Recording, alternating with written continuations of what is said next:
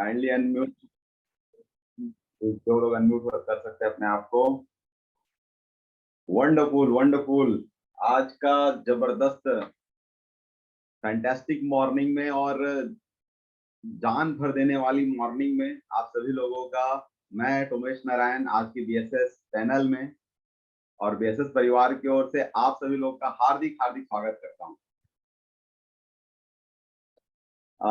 दोस्तों, ये बहुत बेहतरीन बेहतरीन मौका है। मैं बहुत ज्यादा एक्साइटेड हो जाता हूँ इस बात को लेकर कि हम सारे के सारे लोग जिस टाइम पे दुनिया कुछ सोच नहीं सकती, उस टाइम पे हम लोग अपने जीवन को बदलने के बारे में नई नई तरकीब सोचते रहते हैं और नई नई ज्ञान लेते रहते हैं। तो दोस्तों, ऐसे शानदार बीएसएस पैनल के लिए, बीएसएस सिस्टम के लिए, हमारे ग्रेट मेंटर्स के लिए मैं चाहूंगा एक बार धमाकेदार जोरदार तालियां हो जाए, ताकि हम अपनी एनर्जी बरकरार रखें और रेडी हो जाएं आज के जूम सेशन को लेने के लिए, है ना। तो दोस्तों, मैं आप लोगों को आज का इस पैनल पे किसी स्पीकर को इंट्रोड्यूस करने से पहले एक बात बोलना चाहूंगा कि पता है, हम बहुत लकी हैं। जितने हम यहाँ पर अभी पैनल में मौजूद हैं, हम बहुत लकी हैं। और लकी इसलिए नहीं है कि हम लोग अभी के टाइम पे इस सेशन में है, बल्कि लकी इसलिए है कि वो लोग इस सेशन में नहीं है जिन लोगों को सुबह सुबह एक एनर्जी मिल जाती, वो लकी नहीं बन पाए। उन लोगों से हम लोग कई गुना बेहतर हैं। इसलिए मैं चाहूंगा कि आप जितने लोग मुझे स्क्रीन पर दिख रहे हो, सब लोग एक बार जोरदार और क्लैपिंग करो ताकि हॉल बन जाए और आपकी शरीर में एक ऊर्जा की संचार हो जाए। वंडरफुल वंडरफुल, बहुत सारे लोग के हाथ उठने लग गए। दोस्तों, पैनल में यदि अगर आप मौजूद हैं ना, तो एक निवेदन है। देखिए, आप वीडियो को अगर ऑन करके बैठेंगे तो आपको ना ये सेशन लेने में मजा आएगा और सेशन की जो बातें हैं वो आपको समझ आएंगी। मैं बार बार लोगों को देखता हूँ सेशन में ज्वाइन हो चुके हैं, लेकिन यदि अगर वो वीडियो ऑन नहीं किए हैं तो वो ज्वाइन किए हैं और नहीं किए हैं, दोनों एक बराबर है। तो मैं आप लोगों से एक निवेदन करता हूँ कि आप लोग एक अच्छा बैकग्राउंड देखिए, एक अच्छा एटमॉस्फेयर देख लीजिए और वहां पर बिल्कुल अपना मोबाइल का कैमरा ऑन रखेंगे।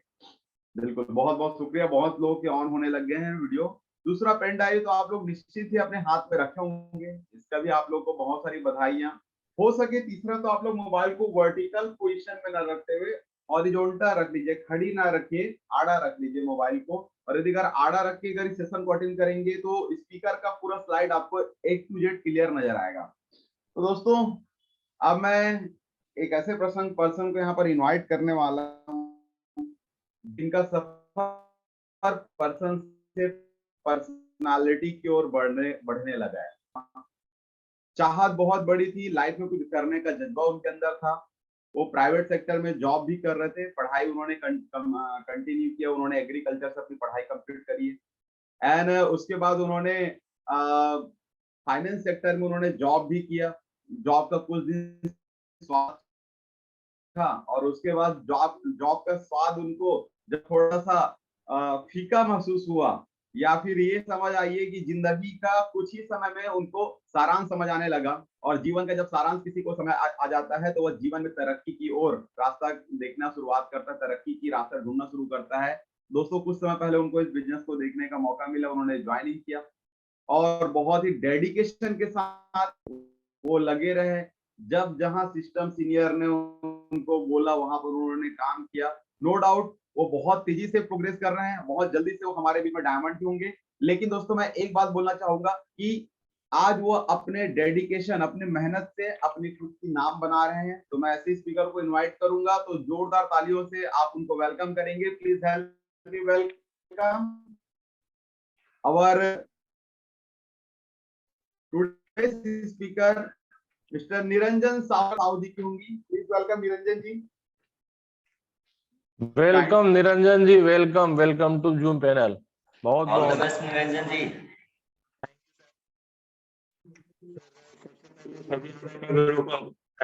नमन।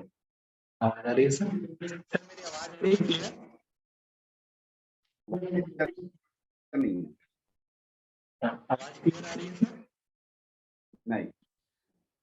एक मिनट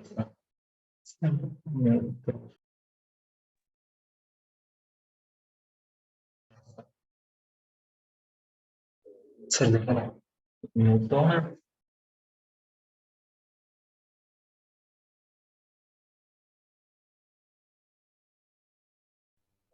बहुत सही, बहुत सारे लोग अपने वीडियो पे आ रहे हैं। वंडरफुल, इट्स वेरी, ये बहुत अच्छा है। हाँ जी जी, बोल के देखिए। आवाज आ रही है? हाँ, आप बताएं। तो सर सबसे पहले सभी आदरणीय गुरु को प्रणाम नमन। सर बोलते हैं ना कि आज ना सर जितना भी अचीवमेंट लिया हूँ लाइफ में आज तक, उससे ज्यादा प्राउड फील अभी हो रहा है सर, क्योंकि जब कोई सीनियर अपने जूनियर को आमंत्रित करता है, कोई स्टेज पे बुलाता है, कोई पैनल पे बुलाता है सर, तो प्राउड का मोमेंट होता है सर। तो बताना चाहूंगा सर, आज तक की लाइफ में जो भी अचीवमेंट लिया बीएसएस सिस्टम में, सेफ शॉप में, सबसे प्राउडली मोमेंट अभी का रहा सर, जो आपने मुझे इस जूम पैनल में बुलाया और इस लायक समझा कि मैं यहाँ कुछ बता पाऊँ। तो सबसे पहले सभी आदरणीय गुरुओं के लिए प्रणाम नमस्कार सभी साथियों को। मैं देख रहा था सर, निरंजन तब होगा जब आप डायमंड बनेंगे और आपको स्टेज पर बुलाएंगे ना, तब वो हमारे लिए प्राउड मोमेंट होगा, है ना? जी सर, बिल्कुल सर, बिल्कुल। Thank you sir. Thank you sir. सबसे पहले हमारे आदरणीय महागुरु मिस्टर मनोज कुमार सोनी सर को मैं बहुत बहुत धन्यवाद देना चाहता हूँ, क्योंकि उनकी सोच, मतलब ना एक सोच के कारण हम इतने अलग अलग राज्यों से एक जगह इस पैनल में इकट्ठे हुए हैं। तो सबसे पहले आदरणीय मिस्टर मनोज कुमार सोनी सर के लिए एक बार जोरदार तालियां चाहूंगा। और साथ साथ हमारे आदरणीय diamond leader mister Tomesh Narayan Sahu sir और साथ साथ डीएन शर्मा सर के लिए भी एक बार जोरदार ताली चाहूंगा। और respected all red club leaders, जिनका हमें छोटी छोटी जो समस्याएं आती हैं उनका हमें बखूबी उनका समाधान निकाल के रखते हैं। साथ साथ जितने भी बीएसएस के योद्धा हैं, साथ साथ साथियां हैं, उनका सपोर्ट प्यार मिलता है। इनके लिए भी चाहूंगा दोस्तों, आप अपने लिए एक बार जोरदार ताली बजाएं। सर स्लाइड शेयर करूं, परमिशन चाहूंगा sir. All the best. Thank you sir.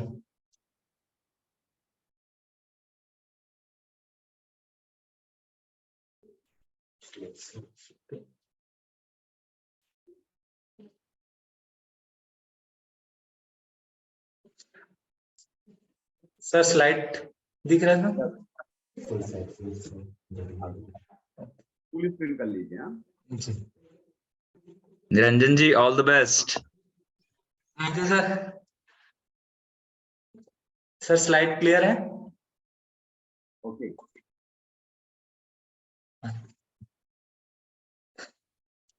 Sir जैसे कि हमारा बीएसएस सपोर्ट सिस्टम सर, ये सिस्टम सर हमको एक सूत्र में बांध के रख दिया। जैसे माला होता है, जाप करते हैं ऋषि मुनि, वैसे हम सभी लोगों को ना ये बीएसएस सिस्टम हमको बांध के रखी है।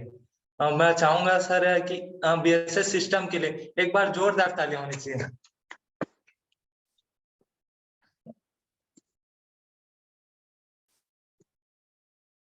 सर सबसे पहले हमारे आदरणीय महागुरु मिस्टर मनोज कुमार सोनी सर और साथ साथ टोमेश नारायण साहू सर के लिए एक बार जोरदार तालियां होनी चाहिए। दोस्तों ये पिक्चर इसलिए है क्योंकि ना जब हम ना मुश्किल में पड़ रहे थे, जब हमारी नैया डगमगा रही थी, या यूं बोला जाए कि जब हम दलदल में फंस रहे थे ना, तो एक तिनके का सहारा काफी होता है। तो दोस्तों जब ये बीएसएस तो बाद में लॉन्च हुआ, लेकिन ये बीएसएस लॉन्च होने का पहल दोस्तों इससे शुरुआत हुआ था, जब आदरणीय मिस्टर मनोज कुमार सोनी सर और diamond leader mister Tomesh Narayan Sahu sir ji Balaghat में मुलाकात हुई थी। तो बताना चाहूंगा दोस्तों, ये पहली बार मुलाकात हुई थी हमारे बीएसएस के founder mister Manoj Kumar Soni sir. तब यहाँ से ना हमारा एक नया विजन मिला। बोलते रहते मन में ना, जब डर रहता था ना, तो वहां संभालने के लिए हमारे ये मनोज कुमार सोनी सर आए और हमारा हाथ थामा और लगातार लगातार आगे बढ़ रहे हैं। साथ ही साथ मेरे रिस्पेक्टेड कोरल लीडर मिसेस संध्या केशकर मैडम के लिए भी बहुत बहुत धन्यवाद, क्योंकि जब मैं एक छोटा सा बच्चा 20 साल 21 साल का लड़का अपने परिवार को छोड़कर कहीं बाहर सिटी में आया, जब बाहर सिटी में आया तो होता है कि अपने मम्मी की याद आती है, पापा की याद आती है। लेकिन बताना चाहूंगा दोस्तों, मैडम के रहते हुए मुझे ऐसा कभी नहीं लगा कि मैं अपने परिवार से दूर हूँ। एकदम अपने बेटे की तरह ख्याल रखा, साथ साथ में बिजनेस में सपोर्ट करते रहे। और मेरे गुरु मेरे आदरणीय मिस्टर संजय पासवान सर, ये सर ऐसे हैं कि मतलब एक छोटे भाई की तरह रखते हैं। लीडर तो है ये, साथ साथ छोटे भाई की तरह, मित्र की तरह इस बिजनेस में मुझे सपोर्ट करता है। कुछ छोटी समस्या आती है तो इसको सॉर्ट आउट करते हैं। और सर को मैं प्यार से बड़ा ना सर मिस्टर आलोचक बोलता हूँ, क्योंकि जब मैं छोटा था 18 साल की 19 साल की, तो मैं बोलता था मेरे में क्या कमी है बताइए करके। लेकिन ये जो पहले से सोचता रहता था कि कोई मुझे मिले मेरे में कमियां बताने वाला, तो मुझे ग्रेटफुल हूँ सर कि मुझे एक ऐसे लीडर मिले कि छोटी छोटी चीजों को वो बताते रहे और मुझे आगे बढ़ाने के लिए हमेशा मदद करते। मैं चाहूंगा दोस्तों सबके लिए एक बार जोरदार ताली होनी चाहिए।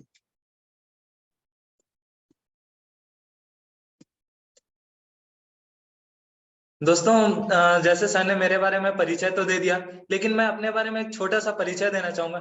दोस्तों मेरा नाम निरंजन साहू है। बेसिकली मैं छत्तीसगढ़ के धमतरी जिले से बिलोंग करता हूँ।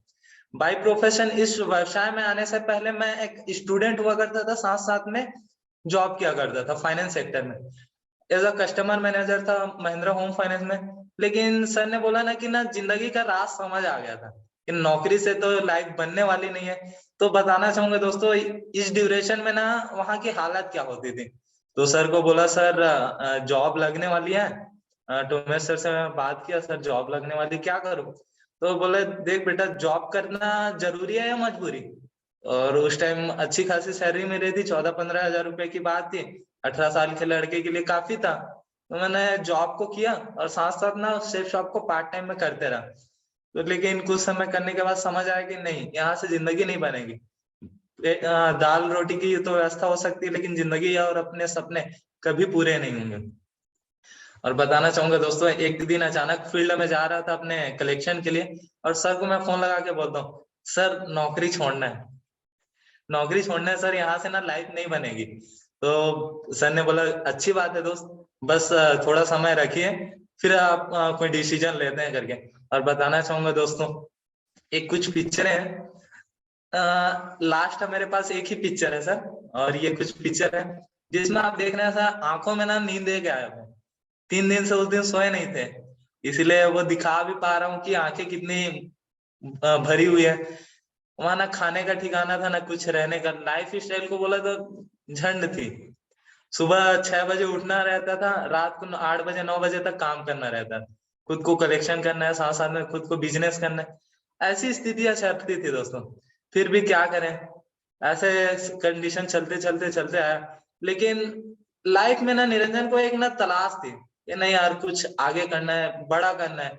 तो तलाश में इधर उधर भटकते रहा। कभी महासमुंद में जॉब किया, कभी कोंडागांव में जॉब किया, कभी रायपुर में जॉब किया, धमतरी में जॉब किया। लेकिन ना वो मजा नहीं आ पा रहा था, मतलब बोला जाए तो वो लाइफ को एंजॉय करने का सही प्लेटफॉर्म नहीं मिल पा रहा था। तो दोस्तों बताना चाहूंगा आदरणीय मिस्टर टोमेश नारायण साहू सर के माध्यम से मुझे ये बिजनेस प्लान देखने का मौका मिला, और मैंने सोचा समझा यही एक रास्ता है निरंजन जहां से तू अपने सपनों को पूरा कर सकता है, अपने जिंदगी को बदल सकते हैं। तो मैंने बताना चाहूंगा दोस्तों लाइफ में एक ऐसा मौका आया जब मैं अपने बिजनेस में सेफ शॉप को शुरुआत किया। जब मैं फॉर्म भरा था तो ये वाला दिन है सर। मैं कहीं पेपर बिजनेस प्लान देखने के लिए संडे के दिन नहीं गया था। मेरे दादाजी ने ना बताना चाहूंगा छोटा बच्चा था उस टाइम ना, कंचे खेलते थे ना, कंचे खेल रहा था उस टाइम। बांटी खेल रहा था। बांटी जब खेल रहा था ना तो ऐसी कैजुअल था, और मेरे दादाजी मुझे ढूंढते हुए आए।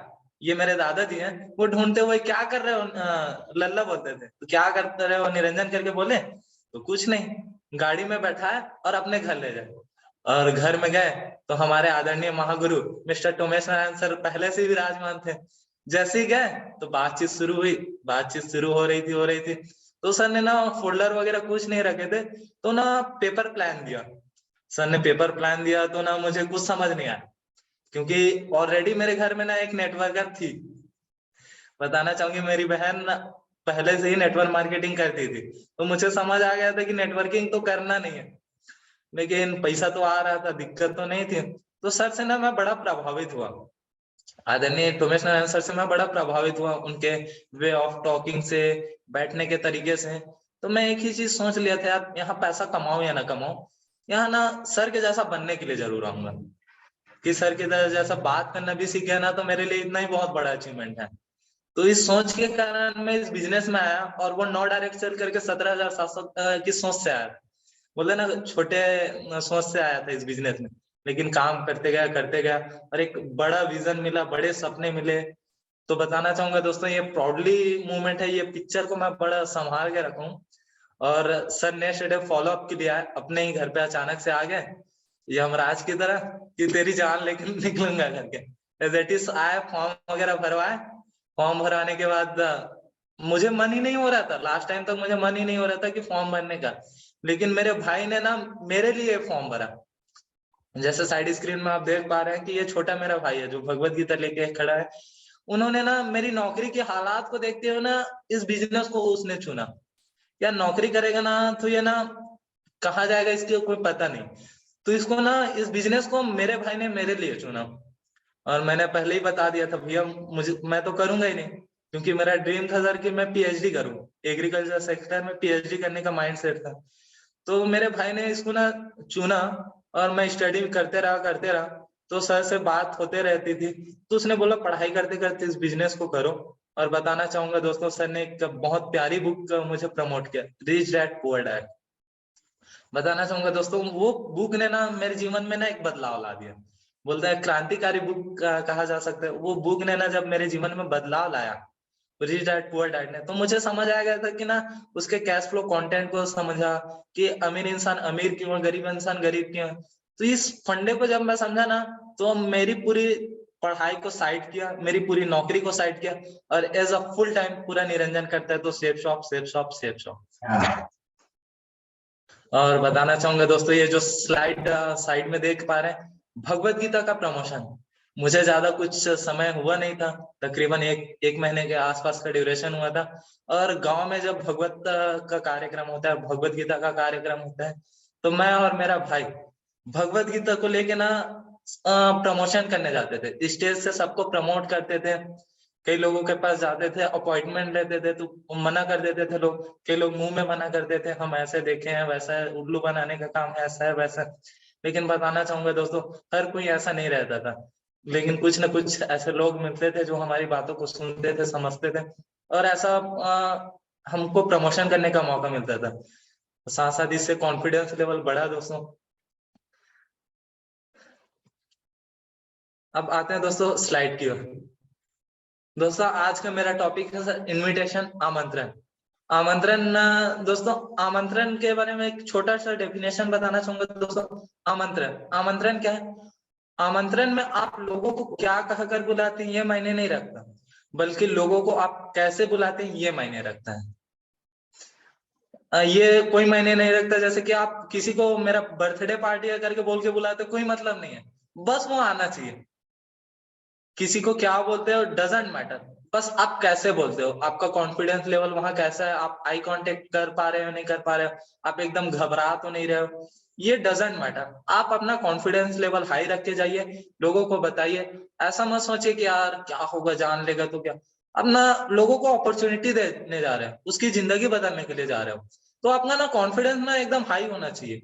ऐसा नहीं कि क्या होगा, क्या पूछ देगा, कुछ पूछ देगा तो जान लेगा तो नेटवर्किंग कर, ऐसा बिल्कुल नहीं सोचना है दोस्तों। अगर हम ऐसे सोच के जाएंगे ना तो पूरा काम पहले से बिगड़ जाएगा। टाइप्स ऑफ इनविटेशन दोस्तों, आमंत्रण करने के भी तरीके होते हैं। तो बताना चाहूंगा दोस्तों कि आप आमंत्रण किन किन तरीकों से कर सकते हैं और कौन कौन से तरीके से। 3 टाइप्स ऑफ इनविटेशन, आमंत्रण करने के 3 प्रकार होते हैं।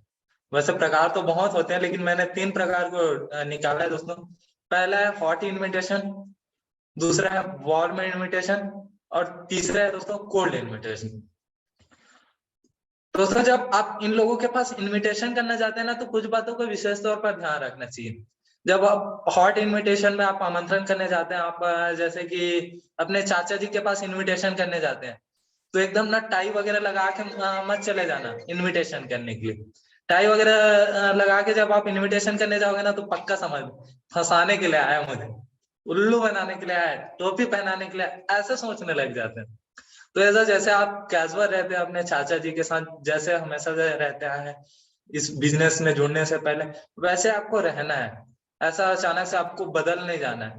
जैसे लोग हैं वैसे हमको ढलना पड़ता है, जब बोलते हैं ना प्रकृति के हिसाब से ढलना पड़ता है, एज इट इज हमको लोगों के हिसाब से ढलना पड़ता है।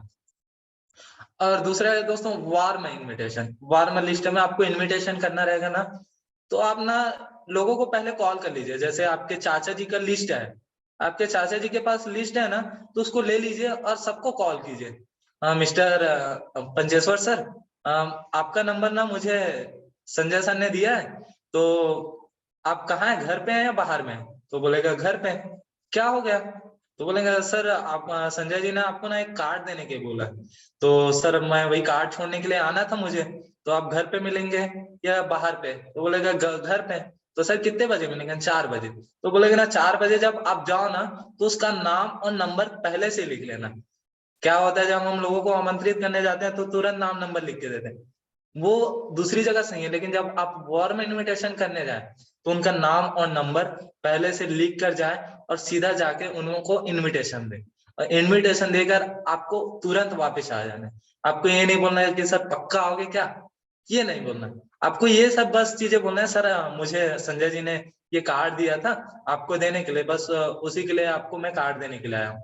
दोस्तों वार्म इनविटेशन इस प्रकार से करते हैं। और तीसरा है दोस्तों कोल्ड इनविटेशन। कोल्ड इनविटेशन हम सभी जानते हैं दोस्तों, 2 हाथ और 2 पैर वाले सभी व्यक्तियों को जो हमारे 3 फीट के दायरे में आता है उनको कार्ड देते हैं। चलो जो भी जिसको भी हमारी जरूरत होगी, जिसको भी अपने लाइफ को बड़ा करना होगा, अपने सपनों को पूरा करना होगा दोस्तों, वो कार्ड लेगा और आएगा, बिजनेस में फॉर्म भरेगा और आगे भी बढ़ेगा दोस्तों। तो दोस्तों इन सभी बातों को विशेष तौर पर ध्यान दें। जब आप हॉट में इनविटेशन करें तो आप ना एकदम प्रोफेशनल बन के ना जाए। एकदम प्रोफेशनल बन के जाओगे ना, टाई कोट लगा के जाओगे ना, तो आपको पक्का समझ जाएगा कि ये फंसाने के लिए आया मुझे। और वार्म इनविटेशन में मैंने जैसे बताया उन चीजों को ध्यान रखिएगा। और कोल्ड इनविटेशन में आप कोई भी व्यक्ति बाहर में चौक पे खड़े हो जाओ, भीड़ वाले जगह पे, बैंक में जाओ, साथ साथ मेरे मलाई में, सब जगह जाके आप लोगों को कार्ड बांटते रहो, कार्ड बांटते रहो। और बताना चाहूंगा दोस्तों कोल्ड इनविटेशन सर ने जैसे बताया था, प्रदीप्ता पांडा सर ने, हमारा हॉट लिस्ट ना पहला गियर होता है, और वार्म लिस्ट है दूसरा और तीसरा गियर होता है, और कोल्ड लिस्ट हमारा चौथा गियर होता है। मतलब बिजनेस निकलेगा तो निकलेगा सिर्फ कोल्ड लिस्ट में। और अभी तक मैंने जितने भी डायमंड लीडर को देखा ना सर, कि वो सिर्फ कोल्ड इनविटेशन से ही डायमंड शिफ्ट तक पहुंचे हैं।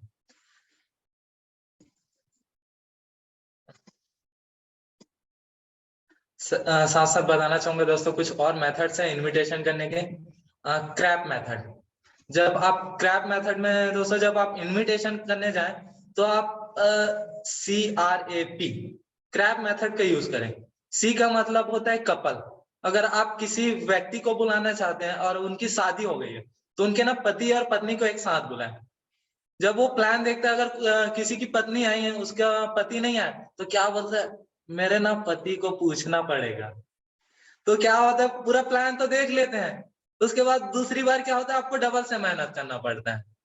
और जब आप घर पे जाके प्लान शो करते हैं ना, तो एटमॉस्फेयर क्रिएट नहीं कर पाते, वो माहौल क्रिएट नहीं कर पाते, लोगों को इतना हाईलाइट नहीं कर पाते। देखो वो व्यक्ति 4 महीने जुड़ा, इतना पैसा कमा, लोगों को दिखा नहीं पाते।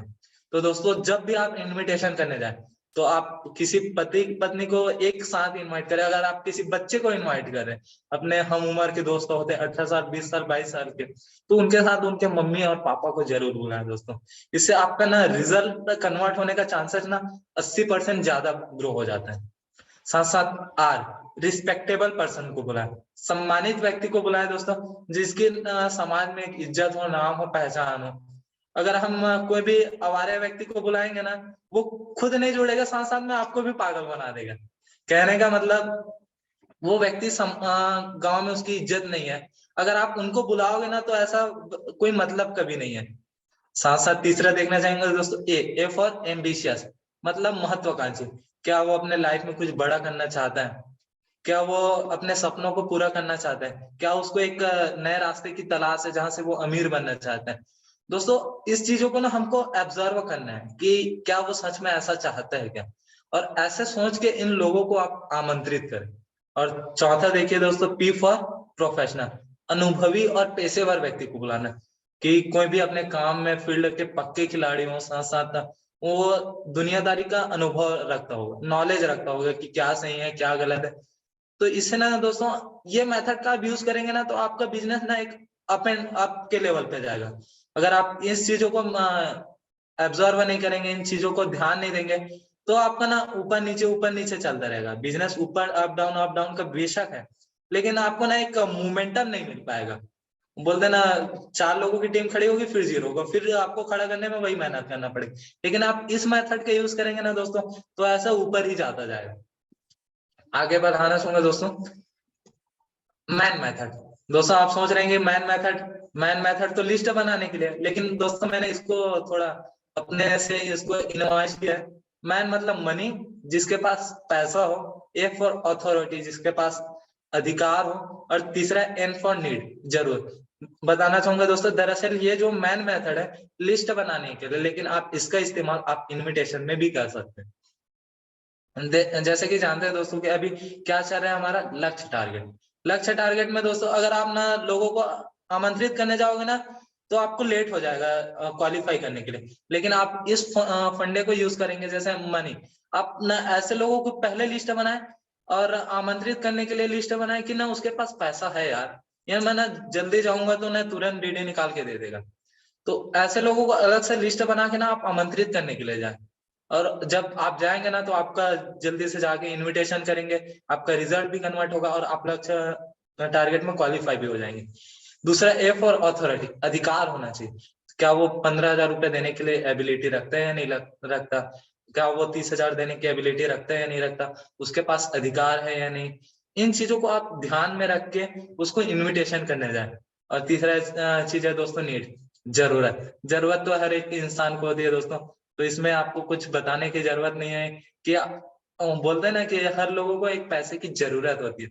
तो बताना चाहूंगा दोस्तों आप इस मेथड का भी यूज करके, मैन मेथड का यूज करके आप इनविटेशन करने जाए। गारंटेड बताना चाहूंगा दोस्तों आपका ना 10 लोगों को बुलाएंगे ना तो आपके साथ 7 से 8 लोग आएंगे और 8 लोगों में 6 से 7 फॉर्म भी भर देंगे, 5 से 6 डीडी भी दे देंगे, अगर इस मेथड को आप इनविटेशन में भी अपनाते हैं तो।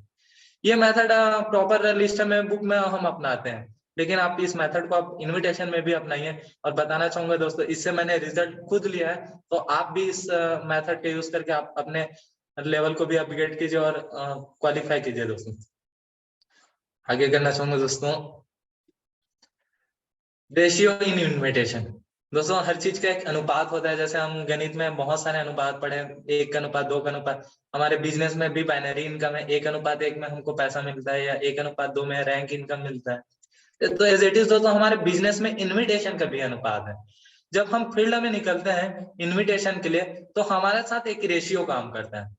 बहुत सारे दोस्त इनको जानते होंगे, लीडर्स जानते होंगे कि सवाल ही जवाब में ना एक रेशियो, एक छोटा बच्चा जब जाता है तो 10 घर में जाता है तो उसमें से 8 लोग मना करते हैं, मुंह में मना कर देते हैं, कुछ लोग सुनते हैं और कम से कम 1 लोग उसका सामान खरीद लेते हैं।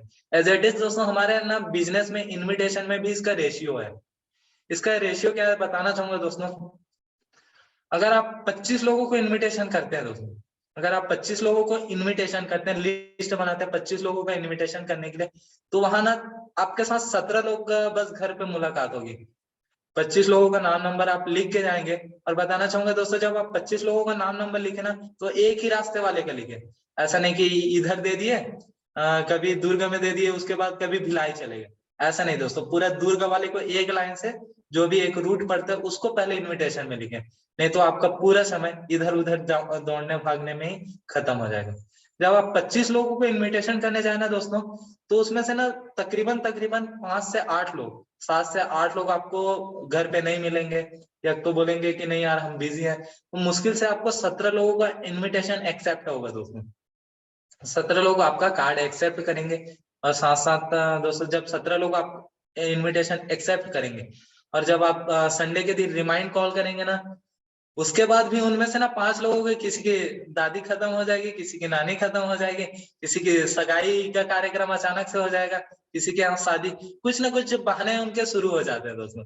और बताना चाहूंगा जब 17 में से ना आपके 12 लोग फोन उठाते हैं, 12 लोग फोन उठाते हैं आपको आने के लिए एग्री करते हैं, हाँ बोलते हैं, और 12 के 12 पहुंचेंगे भी नहीं, क्या बोलेंगे बस घर से निकल गए सर, घर से निकल के पहुंचने वाला हूँ, लेकिन बोलेंगे जरूर, लेकिन हॉल पे कितने पहुंचेंगे?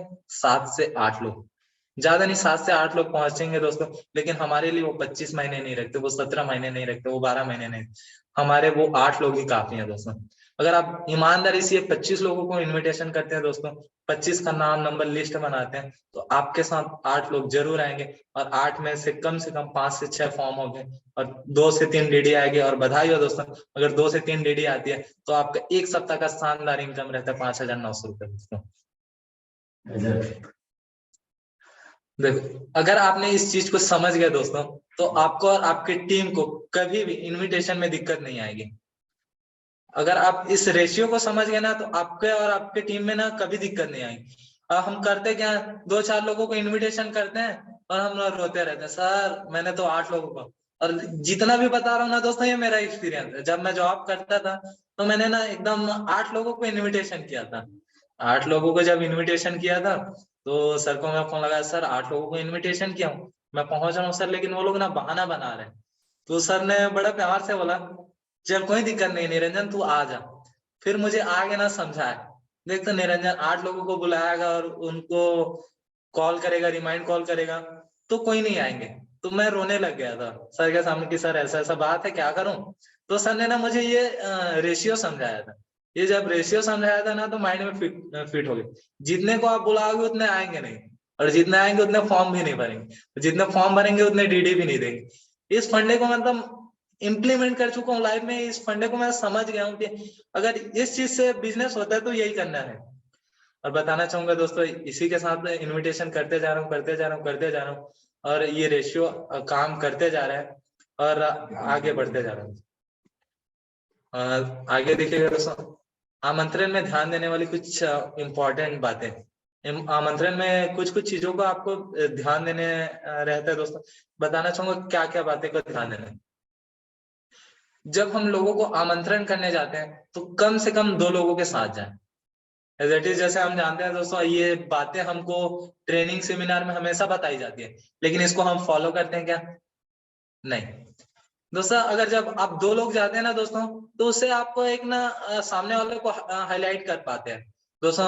अगर आपको कोई दोस्त बोलता है कि आइए बैठिए बैठिए करके, बेशक चाचा जी मैं बैठ सकते हैं, लेकिन ये मेरे जो भैया है, मेरे सीनियर सर है, इनके पास समय नहीं है, वो तो हमको थोड़ा जल्दी निकलना पड़ेगा, ये कार्ड रखिए, इस कार्ड को लेके जरूर आइएगा। इतना कह के आपको चुप हो जाना है।